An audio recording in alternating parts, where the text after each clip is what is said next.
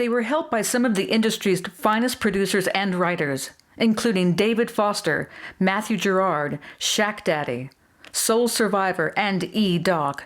Because of so many creative inputs, the girls found it all very difficult at first to adapt to the constantly changing styles of production for each song and tried to know instinctively what each producer wanted from them. Added to that was the fact that they were just getting used to each other in a studio environment. But they rose to the occasion, and the album is a work that manages to show off every aspect of the group to perfection.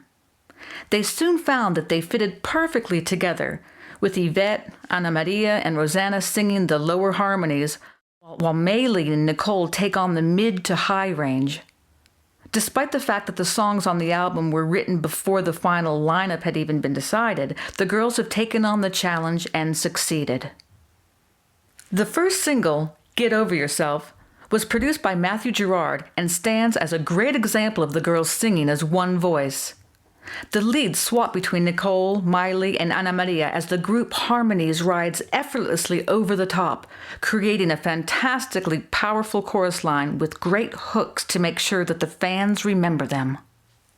Oh my gosh, Eden's Crush. You know, it was like we really are number one and it's in print. So that's the proof. Yeah. You know, right, like Destiny's Child and Aerosmith. Huge people. We were just like, okay, well, we did something right. That's amazing. Very cool. We don't know. We didn't know how to deal with it, so we went right back to rehearsal. We got really excited. We got really excited when we heard about it. Yeah. And then Nicole, the second thing Nicole said was, let's get back to rehearsal. And then the next day, somebody came in and they were like, do you really understand this is a big deal? And we were like, no.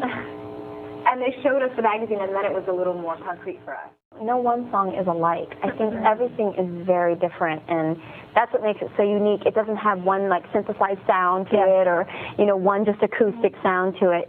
Every song is different. We work with such great producers, and we had different producers for a lot of them. We had a couple producers for a couple songs, and we were just fortunate to work with such great people and have such different flavor. Remember that? Yeah. They got that certain flavor. So it's great. Noticed, but 3 of us are Latin and 3 of us are Hawaiian. Oh, 2 of us are Hawaiian.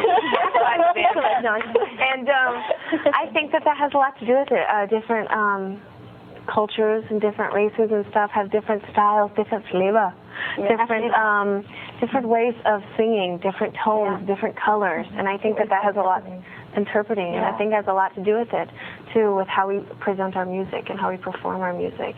And it comes from our hearts, definitely. I think it's definitely an album that, sometimes you get an album and you like 4, 5 songs. Maybe you like all of them, but you can only listen to a few like the whole way through. And I don't know if it's just our album, but it's something that I'm really proud of. I think we're all really proud of that, you can definitely listen to it, put it in the car and not say, oh, just forward it, because each one has a different taste. Each one means a little something different, some of it you might just want to like walk on the treadmill with, and some might just remind you of loving something or just like getting over something you love, and everything has a little different taste, and also I think just like Nicole said, we have different like backgrounds, and you definitely hear that in the album, so I think it's gonna be cool. And I know she's like totally being honest. We're all being honest with like, oh, we just love every song. But when this whole thing started, we had no idea what songs we were singing, what we were doing, what was to come. You got to do this in like 2 months. We were just sort of like along for the ride. Okay, we'll do the best that we can, learning every day as a group, individually, with everything, not only as artists but as people. And so when it finally came out, it was just like. Something was just like I remember we listened to it in our van on the CD player, and we were just like, every song's pretty cool. We were like, good, okay, turn it up. I was like, Anna, you've done really good in that. And they were like, here's our part. Oh, there's our part. Okay. I love when you do that. Okay. Being in front of a stadium of 50,000, 60,000 people is a pretty amazing thing, but also just learning from them. I mean, they're really wonderful entertainers. Learning from the entire experience. Well, exactly, the whole experience. an amazing way to start. You know? I don't think it's like, I don't think we could have ever imagined that this is where we'd begin by opening for NSYNC All Stadium Tour. Yeah, we're literally going from like malls. Yeah, mall to stadium. and the mall is huge now. It's like, the mall is filled up. The mall gets packed. We're like, what, 5,000 people came to this mall? Yeah, like our first in-store was 1,500 people. that couldn't even fit. That couldn't even fit, and there there were kids outside, and then we go to our first mall show, and there's 5,000 people, and then we're doing NSYNC, which is probably that many thousands of people. More. So I think since everyone feels like they know you, they feel like they know you more than they do other stars. They feel like they know a part of your life, so they're probably much more apt to coming up to you and, hugging you or saying hi. How do you handle that flattery and all that attention? We're very open and very, I don't want to say loving, but we're very affectionate with our fans, and we really like that one-on-one communication with them and meeting them because, we're here thanks to them, and they are the ones who made the show a hit and who made our single the best-selling single, the #1 selling single, and this U.S., and it's just, I think we owe a lot to them. So every time we can meet somebody or anyone comes up to the street, I think it's great that we're approachable and that people feel like they can, just come up to us. And so many people, you're afraid, like, what's going to happen if you try to, oh, hi, I love your movie or I love your, album, that they'll be like, okay, what's going on, But we open it. Fans like grab you and stuff like that. That's scary too. It's something that I think we're not used to yet. Right. Also, it's part of the whole thing that you gotta definitely try and embrace that. And I know we were really overwhelmed at the Michigan show. Yeah. We kind of left out like, oh my gosh. We had like 10 security people getting us through there.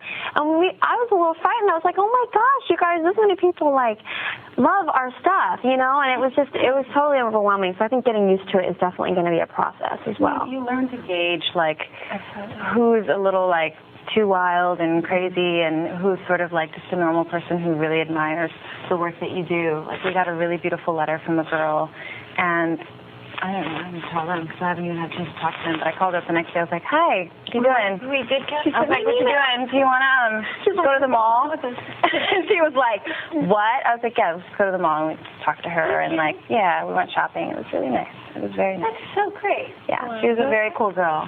Yeah, we pray with everyone who's involved with us and making us, look good and sound great, and we pray in a circle, and we just kind of like get it together and remember why we're here, and I think, well, before our show, I always do yoga and get a Jamba Juice. I'm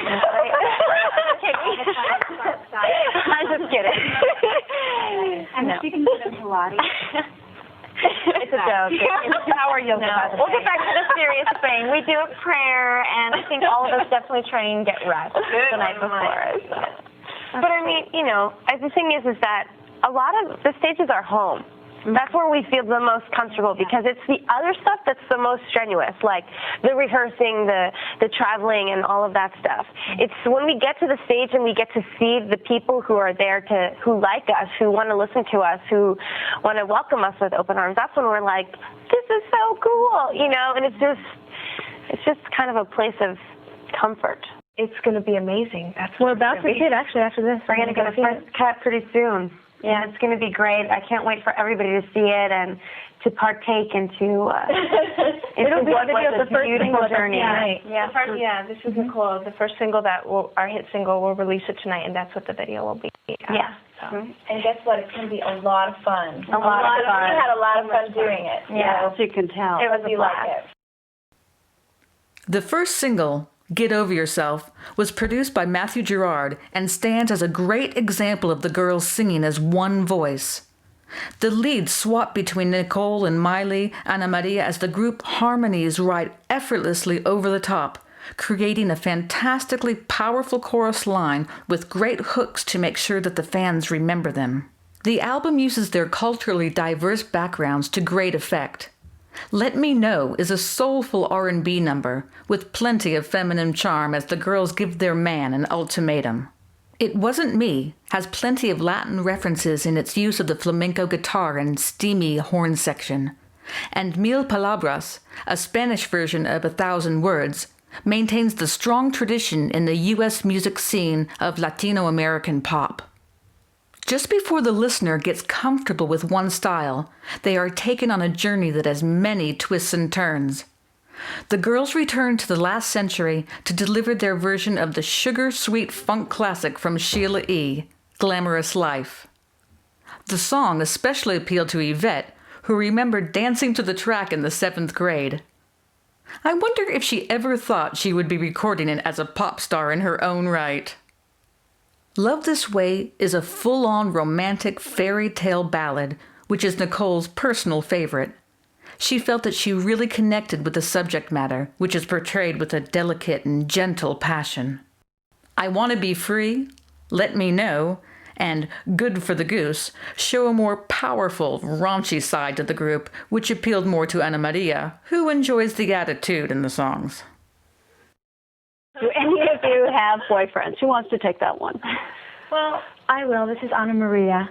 Our schedule has been so crazy and so hectic, and in this business, as you probably know, it's always one thing after the next, so there's really not a lot of time for personal life. But, right now we're just enjoying our time as pop stars, having a great time finishing our album and recording in the studio every day, working on our tour right now. That's our main focus right now. Yeah, you're just a little busy. Well, I'll start. I'm Nicole Oakland, and I'm 22 years old. Hi, Yvette. I'm 24 years old. And I refuse to say it. I'm Maile, and I'm 24. Ana Maria, I'm 22. I'm Rosanna. I'm 24. Who and when was your first kiss? That's a great question. It is. Okay, who wants to take that first? I'll take it. Okay. Rosanna. She's so brave. Rosanna, at the risk of embarrassing the person that I first kissed, his name was Toby Basola, and I was like 12. And that's it. That's so sweet. Does anybody else want to share? Okay, moving on. Moving right along. No. I'd have to say that living with each other, there are no questions that go unasked. We're very open and honest, and we communicate very well. So I'd have to say that I think we pretty much know a lot about it, almost everything about each other. Yeah, I have to agree with that. This is Maile speaking. I think that if we have a question, we ask it. Yeah, definitely. Was there any kind of competitiveness or? No, not at all. No. I feel like there's been nothing but support from the beginning. We've just been there for each other, and I think that's the way we helped ourselves through the process of auditioning, and it's been like that all the way through up until now. So great. And it'll stay that way. Yeah. We're just new at this, and we've just been able to go out in public. But something pretty amazing happened the other day when we were at the Grammys. We were crossing the street, and somebody yelled out, "Is that Popstars?" And a bunch of people started screaming, Popstars. And we were like, we didn't know, like, were they talking to us? We kind of looked around, and then we were like, oh, they are looking at us. So we started waving, and it was great. Yeah. Who's your favorite boy band? We don't have a favorite boy band, but we have favorites in the boy band. Yeah. For example? No. Oh, I got it. Oh, you shouldn't have said it then. I would say this is my We love all boy bands, and we definitely think that they're all fantastic, and we support them all. We support everybody. Yeah.